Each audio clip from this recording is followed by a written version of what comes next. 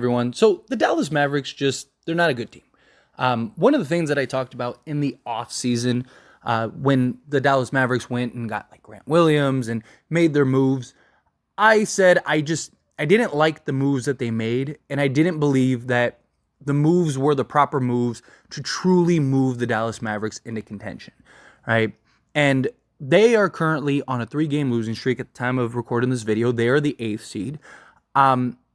Maybe they squeeze into the top 6, but they're not winning anything. They're not beating anybody. I mean, Luka is unbelievable. Don't get me wrong, right? Proper matchup, or he just has one of those series where he's just incredible. They could absolutely surprise somebody maybe just because Luka is that good, that talented. And, also having Kyrie Irving, right? His abilities in the playoffs, if he can stay healthy. The problem is he's kind of just been in and out of the lineup all season. And this team just doesn't have enough talent on the roster outside of Luka, Kyrie, right? The supporting cast for the Dallas Mavericks I just don't believe good enough. I think they didn't make the proper moves to really elevate this team. You went and traded for Kyrie Irving, which some people were on the fence about, some people didn't like, some people still don't like. I understood why they did it. I wasn't a huge fan of Kyrie going to the Mavericks. I know some people will be like, well, because you're a Laker fan, of course, you wanted him to go to the Lakers. Yeah, of course that. But no. Look, they needed to get Luka another star. There were all the murmurs, all the talks about, hey, Luka's probably going to leave. If they don't start winning, they don't start doing something. And so they made the push to go get the first star that was available in Kyrie Irving. But a couple things, right? Kyrie Irving, yes, extremely talented. The idea, played alongside LeBron, he should be able to play alongside Luka. But Luka's a lot more ball dominant than Kyrie is. This team is kind of structured around just floor spacing, and then you have that lob threat center, and then Luka just gets to basically run, dominate the basketball, and just drive and kick, or just take some crazy shots, right? And even when Kyrie plays, it's so awkward at times, right? It's like Kyrie doesn't really have a role. He's just so talented, he just kind of makes up for it at times. But Kyrie, there's already talks about him being unhappy this season, and he doesn't really like his role. And it's just the problem it was like, okay, one, can Luka even play next to another star? Because he is so dominant, right? Another example is the guy that he was traded for, right? Trae Young. Trae Young and DeJounte Murray just aren't working, and now it looks like they're going to trade DeJounte Murray. And they want to kind of rebuild around Trae Young. I actually think that that's maybe the wrong move. Because again, can Trae Young play around another star, right? Because he's such a ball dominant guy. And just like Atlanta, they went to the conference finals. Luka and the Mavericks, they went to the conference finals a couple years ago, and they just haven't been able to do anything since. Both teams have basically been playing teams. It's because they had circumstances that kind of fell in their lap that led them to that position. In Luka's case, he just had a crazy heroic series against like the Clippers, stuff like that. But it's just there's no real inclination that Luka can really play along another true star, right? Now, I do think if it was, say, a Kevin Durant, I actually think that would work seamlessly. Because Kevin Durant is so good off ball, so efficient and effective off ball. He doesn't need 30 shots to go get you 50, right? He could do it on like 15 shots. And it's just, that's the thing. Like, you need somebody that doesn't necessarily need the ball in his hands, could play off ball, but could take over down the stretch whenever need be. Kyrie is best with the ball in his hands. He is an absolute wizard. But then beyond Kyrie, it's like, who else do they have? Like Grant Williams, okay, he's a solid, tough guy, 3-and-D style player, except he's not really that great in the role that they need him to be.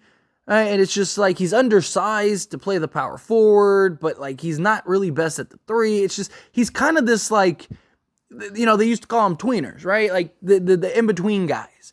And he's just I don't believe that he's the guy that was the move that you were like, oh, okay, I get that. I see that. And then Derek Lively has been excellent. He's been great for them being a rookie, and he's going to continue to grow and blossom and stuff. And I think he's perfect in the role that they need him to be in. But outside of that, they don't have anybody, right? Like Tim Hardaway Jr., he can have his games, right? There's times where Tim Hardaway Jr.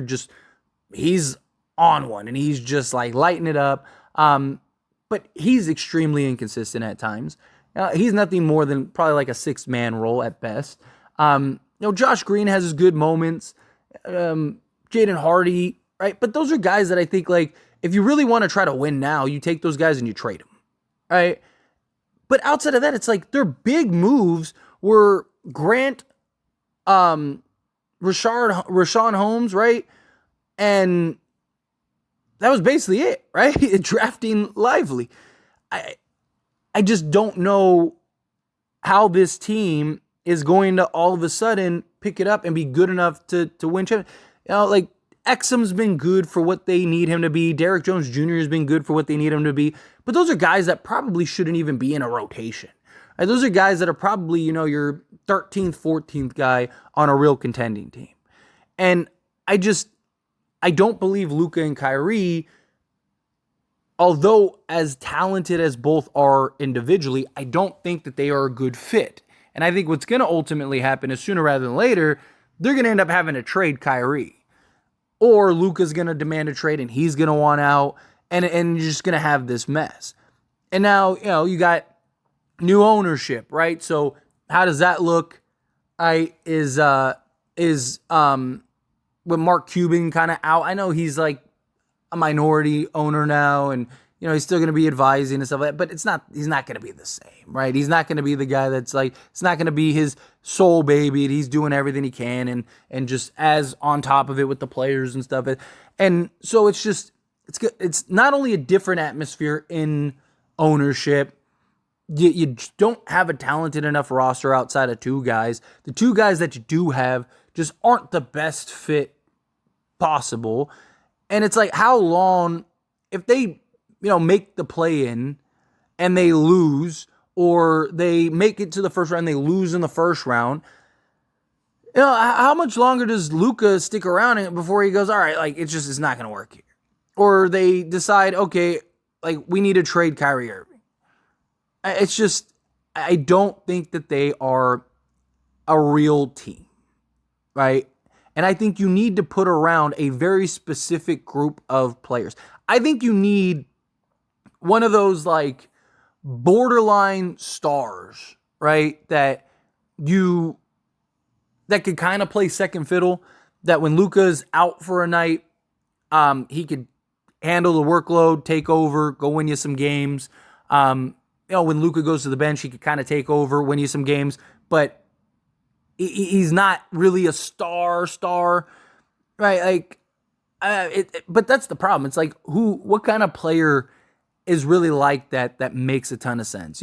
Maybe you go get somebody like DeMar DeRozan or something, but even then, he kind of needs the ball a lot. Like, it's just, you need basically super high level 3. You need basically a roster of like 5 Dorian Finney-Smiths, right? And look, I know Dorian Finney-Smith at the moment isn't shooting well, but like when he was with Dallas and stuff like that, he was one of the premier 3-and-D guys, right? You need like 3 guys all out on the perimeter that are like that.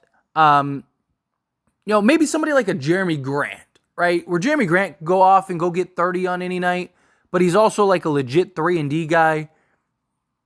Like somebody like that, I think would be very complimentary, right? Like if they had a roster, I'm just kind of things that come to mind. But like if you had like Luka, Dorian Finney-Smith, Jeremy Grant, some kind of floor spacer, or like a big man where like he needs setup, or like a Jaren Jackson Jr. Right? So like if they had say they had like Luka, Dorian Finney-Smith, Jeremy Grant, Triple J, and like Lively.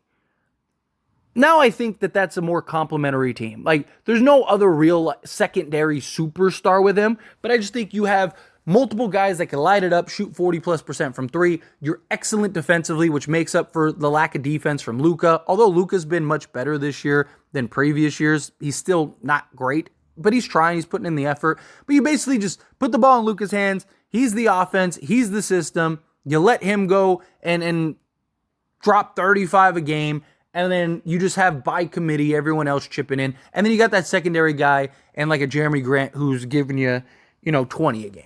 But then everyone else is kind of pitching in 10 to 15. But you're like the best defensive team in the league. You got shot blocking, you got switchability, you got versatility, right? Like, to me, that's kind of what they need to do. And I mean, if you look at the team that went to the conference finals for them, right? Like, it was him and then Jalen Brunson. Who now, I mean, Jalen Brunson is a 1A guy for the New York Knicks, but is he really the best player on a championship team? Probably not. Right? If he's your best player, and look, he's an excellent player. I think as like a number 2, yes. But that's basically what he was with Dallas. You had him, you had Tim Hardaway Jr. As like the 6th man. Right? You had Dorian Finney-Smith on that roster, right? You had kind of like what I've laid out of, you had a bunch of 3-and-D guys. You had that like secondary. He's not really a superstar, but he's like, a sort of star. He's better than, average, right? And you got the defensive bigs. You got the 3-and-D wings. Boom, you're off to the races, right? That's kind of what I think that they need to do.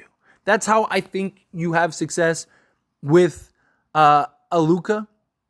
And because, again, he's just so high usage, right? He's so much on the ball that it's hard to really get another superstar, because any other superstar is, even if they're comfortable being the number 2 behind Luka, is still going to need the ball, still going to, right? Like, think of LeBron. LeBron was extremely high usage. Right, he was heavily on ball, but he was also more willing to let guys shine. Like when Kyrie played, there was times where LeBron would give Kyrie the basketball. Go ahead, go do your thing, and he'd just coast and do other things, impact the game in other ways. But also, he was just a crazy athlete. He could lock down defensively at that time. Like, it was very different, right? And so I don't know how you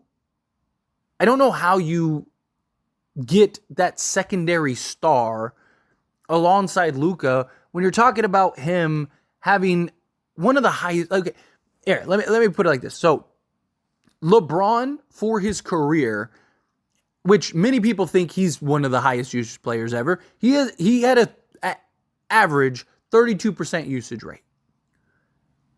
When he had those teams, the Miami teams and the Cavs teams with Kyrie and stuff like that, he was around 30% usage rate. A couple years he had like 29, but he was basically 30.5% usage rate. Luka has basically been 37% or more usage rating.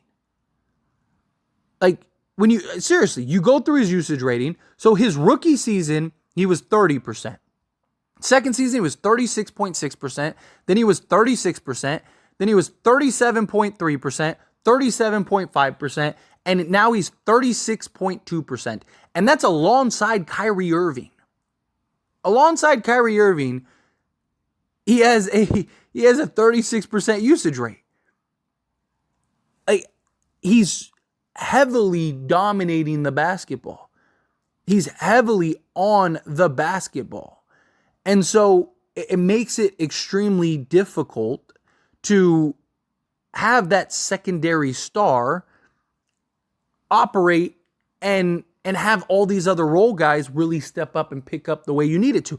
Because, again, Luka's basically 36%, right? Kyrie this season is 39.5%, which is around his average, right? So he's basically on ball about as much as he has been pretty much his whole career. His whole career is around 28 to 30%. So he's about 30% usage rate. So you basically have 66%, 67% of your usage rating all going to two guys. How does anybody else really consistently step up and play in a rhythm? How does anyone else consistently step up and provide the roles that need, right? So you need to just get very specific type of players to play alongside these guys. Again, a Dorian Finney-Smith, Jeremy Grant, like basically guys that are okay with doing the hustle plays, doing the dirty work, right? Go get like an Alex Caruso if you can, right? Somebody that he's not going to need the ball in his hands a ton. He's going to do the dirty work. He's going to lock down defensively. He's going to hit the open shot when you give it to him, right? Like that's the kind of roster that you need, right? Have something like, a Luka, Kyrie, Dorian Finney-Smith, Alex Caruso, and then have, a Derek Lively or whatever. There you go. Now you have your 2 point of attack defensive guys. You got your switchability. You got, you'd be a little small. So that's why I was saying like somebody like a Jeremy Grant, but he would be tough with his salary. That's what they need to do. They need to get guys like that around them. Jeremy Grant isn't that. Jeremy Grant is like a poor man's version of a Jeremy Grant. So I don't know. I just don't have any faith in the Dallas Mavericks. Look, Luka is an incredible talent, but I just don't see Dallas doing anything. But anyway, as always, this is a discussion, so I pass the question on you. Let me know your thoughts and opinions down in the comments below. Do you agree with me? Disagree with me? Somewhere in between. However you feel, whatever your thoughts are, I would love to hear it. So let me know down in the comments below. That being said, if you haven't liked this video, hit that like button. Helps me out a lot. Lets me enjoy these types of videos, and I truly appreciate it. If you're not subscribed to the channel, hit that subscribe button. Turn on the bell notifications. Appreciate y'all. See you in the next one. Thank you.